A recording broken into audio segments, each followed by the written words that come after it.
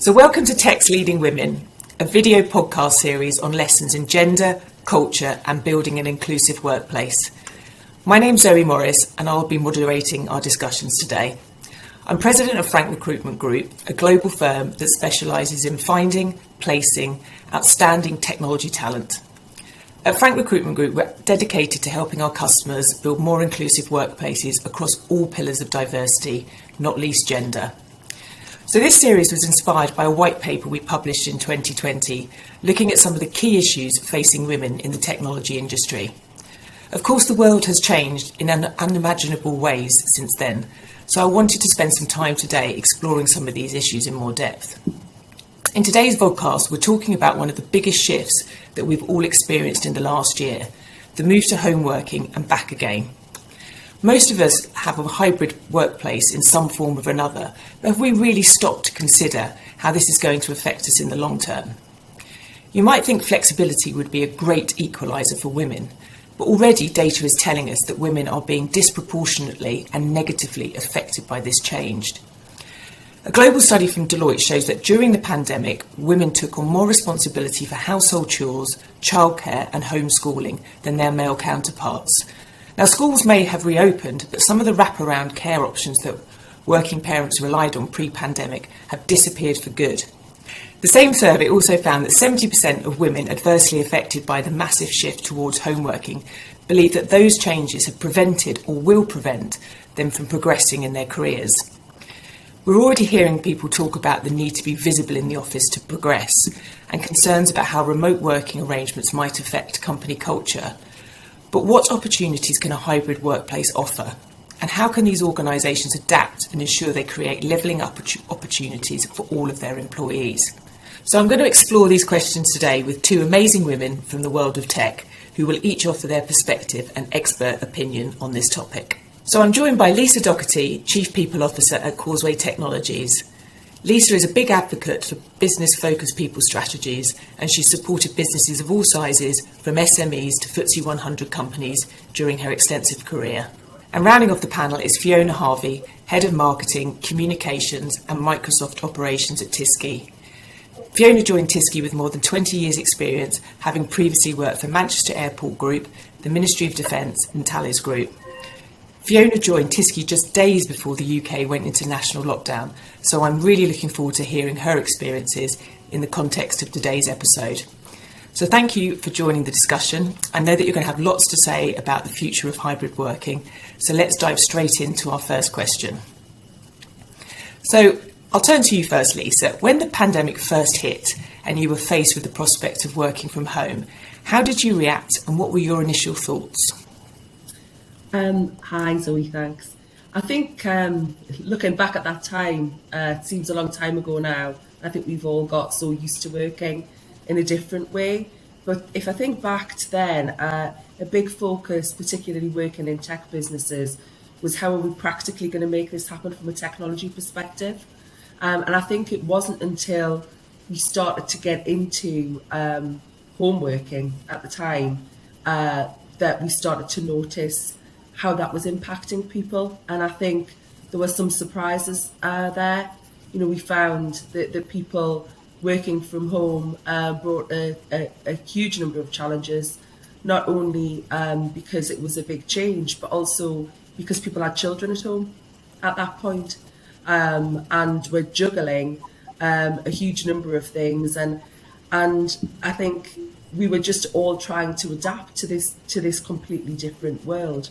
I think I found that mental health was a really big challenge, because everybody was impacted differently, and some people really adapted well to home working and enjoyed it and continue to, and other people really missed the interaction with others.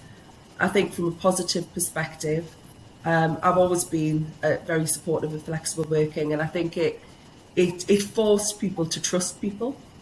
And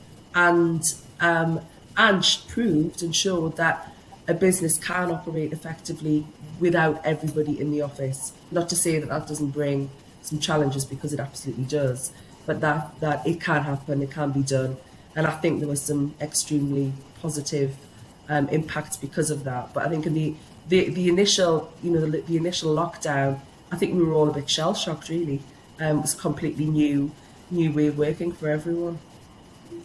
Absolutely, there was a lot of exploratory things that were happening during those 12 weeks, weren't there? Fiona, what was your initial reaction when you told your whole company had to go home and work from home for the foreseeable future? Well, I mean, it was really interesting for us because we're a completely remote organisation anyway. So this actually was a completely different scenario because actually everybody within Tyskie, we're all used to, we're a home-based organisation. We have a small office, which is essentially a hub.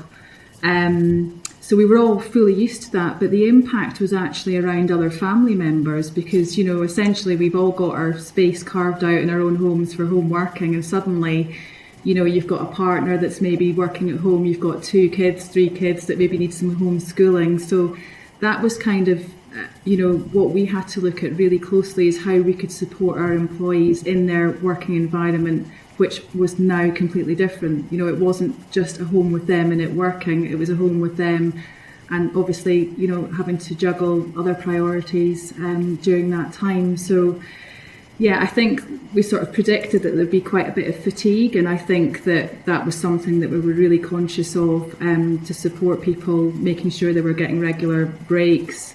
We put a kind of weekly catch-up call with the chief exec in the diary, so that's a 9:15 call every Monday that people were to dial into and just get an update on what was happening across the company, have a very open conversation around what support people needed, that sort of stuff. And we also contacted all our clients because obviously we're consultancy organisations and, we have to make sure that we're delivering for our clients and just said, look, some of our employees might need a bit more flexibility. We hope that this is okay.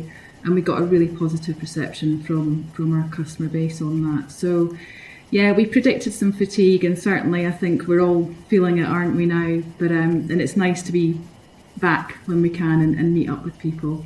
But it was just making sure that people were taking the break, getting up, walking about, going out and getting some fresh air, that kind of stuff. It's very interesting. You mentioned sort of the homeschooling piece, which, with people with sort of young children, I mean, if you've got to be at work, it was a very challenging time. I mean, what were your employees saying, Fiona, and how were they coping with that? I think it was very mixed. I think I think there's a number of us that have children that we were having to do the homeschooling thing with. I think we all approached it differently. I mean, for example, myself, when I had, half-hour gap, for example, in the diary, that's when I would sit down with my son and go through what he had to do for the day. Setting alarms for, you need to be on your Teams call with your teacher at 11 o'clock, setting alarms for him to help him manage that. I think it was mixed. I mean, I think it put quite a lot of pressure on parents across the business, and we made sure to give people time, and that was okay. It was understood that it was okay to spend that time doing that homeschooling piece where you could. So yeah, it was mixed. I think we all had our moments with it. Absolutely, yeah. So moving on, what do you think the long-term impact of hybrid working is going to be on women? And I'm interested to hear sort of positives as well as the negatives. Lisa, sort of over to you on that. Thanks. I mean, speaking personally as a woman, a parent, juggling lots of things, my personal experience has been very positive. I recently joined Causeway. And it made me reflect when I got my contract that, my new boss, Phil, who's the CEO, he didn't even ask me how many days I'd be here or there or how many days I'd be working from home, because frankly, he doesn't really mind about that as long as I get the job done. So I think it's had a really positive impact for everyone, but women in that sense. I think there are a lot of positives depending on your employer. I know in my team, a lot of them have said that they find it really useful that they can pop out and do the school run, stuff like that. And I think, on a number of levels, not just the practical level, but actually I feel like a better mum when I can do that. because I do travel quite a bit. So I think that there is a lot of positivity in that. I think if for people who can manage their life and enjoy working in a hybrid way, you kind of get the best of both worlds. You know, you get a huge amount of productivity when you work from home. There is the practical side. You can take deliveries, which I think a lot of people were frequently doing, especially me, during the lockdown to get us through. And there's all of that side of things. I think that you tend to work more. And I think I know people have said to me, there's no start or end to the day. It just kind of, it's a bit more fluid. And I think some people like that and some people don't. So I think overall, I think it very much depends on the culture of the business. I think some businesses are very much wanting people back in the office, depending on, I know Fiona, you said your business operated remotely anyway. Some businesses have always operated where everybody's together. I think for those businesses that are more kind of progressive and forward thinking, it's been a huge benefit in lots of ways. They've saved money on not having perhaps so many locations, seeing productivity hasn't dipped, and being able to give people the flexibility. So I think a lot of it's about the mindset. I know the paper talked about the CEO, and I think the steer that the CEO gives is incredibly important and massively impacts how people in the organisation feel and how women feel about how they can develop their career while perhaps raising a family or having other commitments. Absolutely. And Fiona, sort of, I appreciate that your organisation is already fairly flexible, but do you think you've sort of brought on anything different on the back of the pandemic in regards to sort of flexibility for women?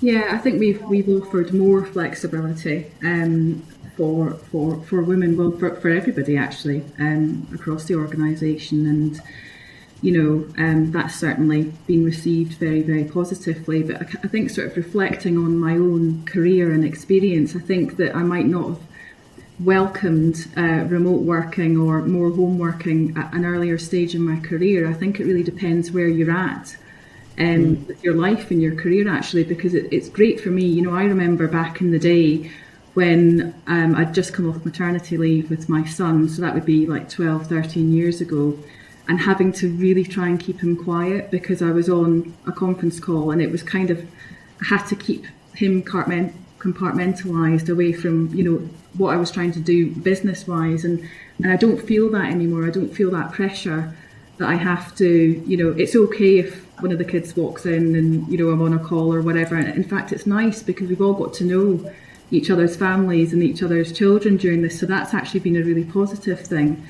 But certainly in the early days, there was quite a lot of pressures. I think for me personally, when you're trying to grow your career and progress, that you almost you wanted to separate yourself from your family and position yourself as that career person. And actually, that's not the case anymore. But I think that, if I was in an early stage with my career and I was having to work more remotely and not have those interactions, for progression and things, I think I would find that more challenging, actually. And I think that's something that we need to look at as we move forward, is how people have the opportunity to network, to get to know the right people and get involved in the right things because they are remote and they're not in an office setting. So I think that's something that's really important. I think that goes for male and female, doesn't it? I mean, I think back to when I started in my career, I don't think I'd have learned half of what I did if I hadn't been sitting with a group of people sort of almost learning by osmosis. So so I think it's not just the female male, but it's where you are in your career sort of journey as well. And I think when you join a new organisation, you get so much more sort of from being around people, don't you? Yeah, interesting. You do. Interesting point. Yeah. So I think visibility has been raised as a big issue in terms of those who have greater access to opportunities in career progression. So it's how can employees and employers navigate this? And how can companies ensure that, I suppose, the remote workers aren't just an afterthought? I think I'll go over to Fiona and hear your thoughts first on this one. Yeah, sure. So, I mean, obviously, we are a remote organisation anyway, and this stuff is really important, isn't it? I think that we do a lot of celebrating successes at Tyskie. So we've got a very kind of entrepreneurial, supportive culture, and we do a lot of this. So I think it's about giving people visibility and sort of giving them the platform for promotion remotely. So we do a lot of that. I think it's about the relationship with the employee and the line manager, as well as having those, discussions frequently about career path and progression and aspirations and all that sort of stuff, and acting on that. And actually, just because you're in an office or you're not in an office, that's irrelevant.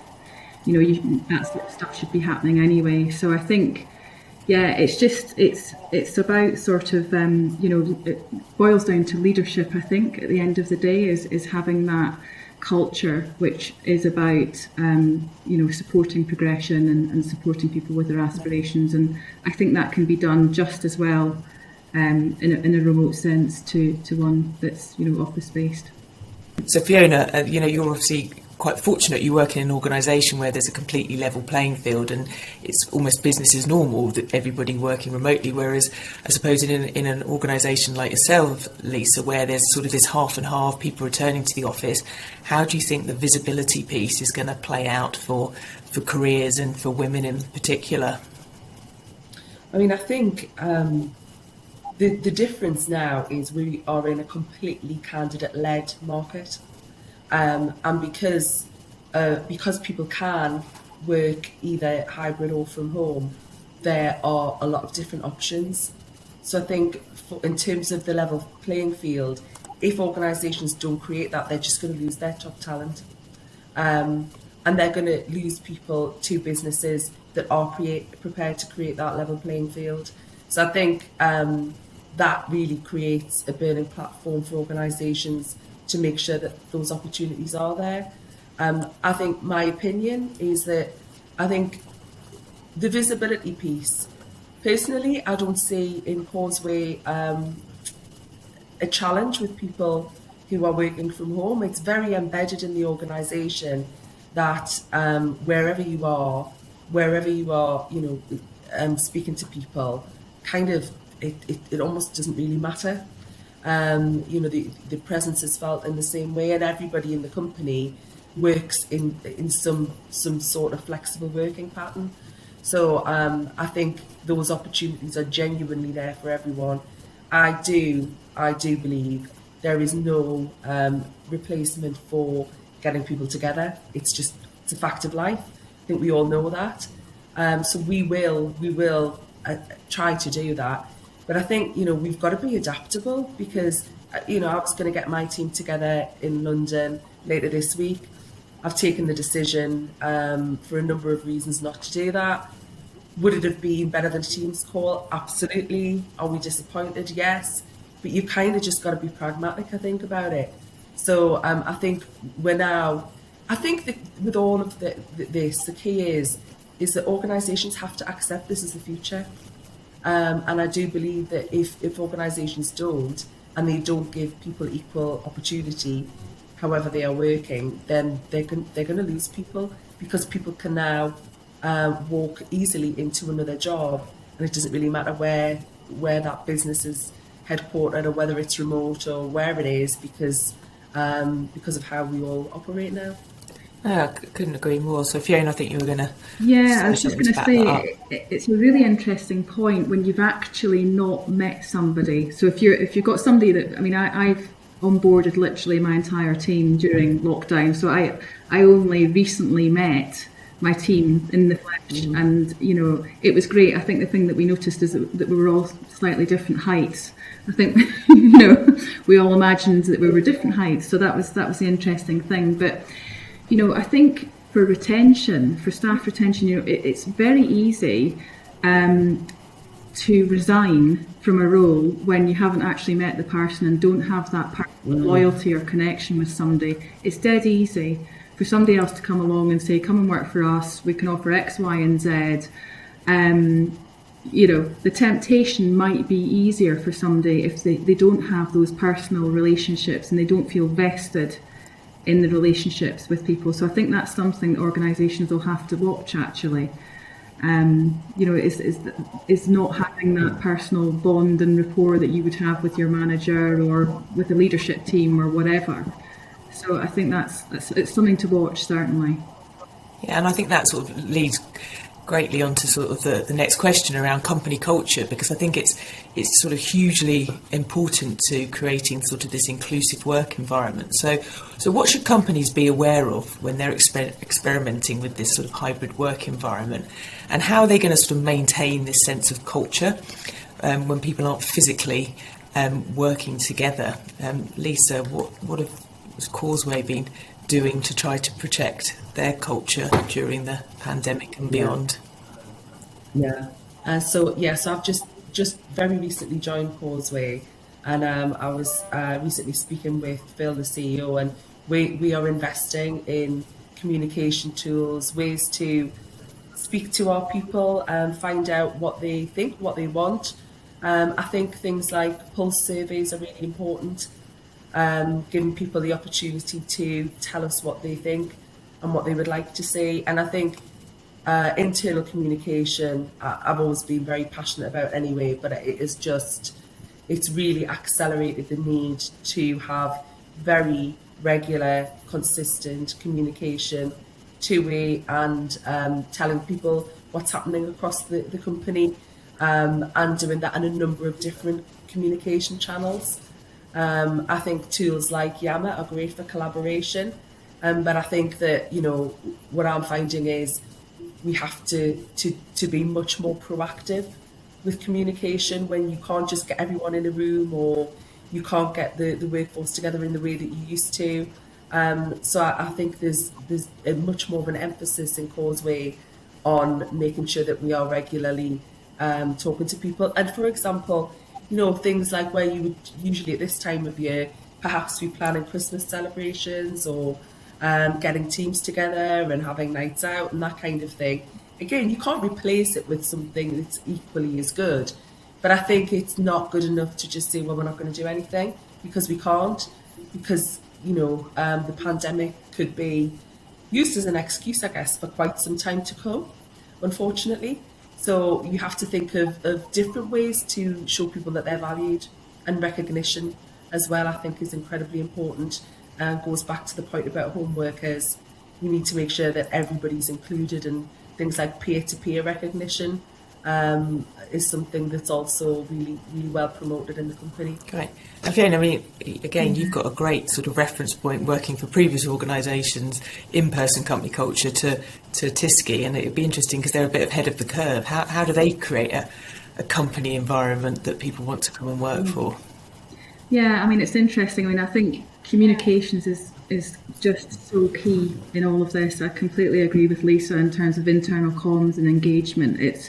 It's absolutely key, and I think it's something that we're really good at Tyskie. I think we pride ourselves on that regular touch point with the chief executive every Monday. So we're an organisation that's grown by 50% over the pandemic. So that's a big growth, and I think we have regular touch points. Obviously, we used being a Microsoft partner. We do everything on Teams, so we do a lot of collaboration and chatting on Teams as a company. Lots of different initiatives. We have chatty lunchtime Tuesdays where people can just rock up and dial in and have a chat, and that's great for people that have joined the organisation and don't know anybody. We had a sort of summer party and things like this. So I think we do it really well. I think the challenge for us is how we keep that small, I'm not going to say family feel to the business, because we're a lot bigger than that now, but how we keep that as we scale and as we grow, because I think company culture is something that's so intangible, isn't it? It's how you feel. It's how you feel when you log in the morning, how you feel about your job and the people that you work with. That's your culture, and that's your kind of, the X factor, if you like, and it's how you keep that and how you maintain it during obviously a pandemic and beyond, if everybody is remote and people don't have the touch points that perhaps they had in the past with, coming into the office. So it's all going to be work in progress for all of us, isn't it, to see how it shapes up. But I completely agree with Lisa. Communication, engagement, regular touch point, and comms actually that everybody can engage with, because not everybody likes having a chat on Teams, for example. People like different things, newsletters, video updates, you name it. So it's having a blend of communications that's attractive to everybody. Absolutely, couldn't agree more. And so just finally, I want to sort of get your thoughts on sort of leadership. And I suppose, during the last, year or 2 years where we've had a number of lockdowns, who or what inspired you most and why? And I'll go to Fiona first on this one. Well, this is a great question actually, and I think for me personally and professionally, I would say the NHS.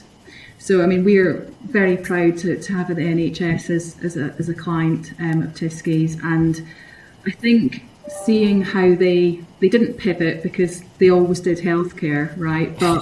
But what they did in terms of assembling themselves and increasing capacity to save lives was just absolutely incredible. The NHS was an organisation that was under pressure anyway. It has huge challenges with regards to modernisation, and actually we've seen an acceleration in how they've adopted technology, and actually that's been it's been a really positive thing in terms of the delivery of healthcare provision. But I think for me, I would say the NHS and also the guys that developed the vaccines at pace as well. I think it was just inspirational, really. So yeah, that would be my answer to that one. Absolutely, two very worthy nominations. Absolutely. There. Yeah. Lisa, have you got any different ones that you want to share? I have, yes. And I mean, gosh, I couldn't agree more with Fiona. I mean, it was just unbelievable, really, looking back at that time and what people did to help other people, particularly before the vaccine was even, created. I think I'll come from a slightly different angle, and I think I was thinking about from a business perspective, purely what I saw, and I saw on LinkedIn way before the conversation about flexible working and hybrid working became a really hot topic.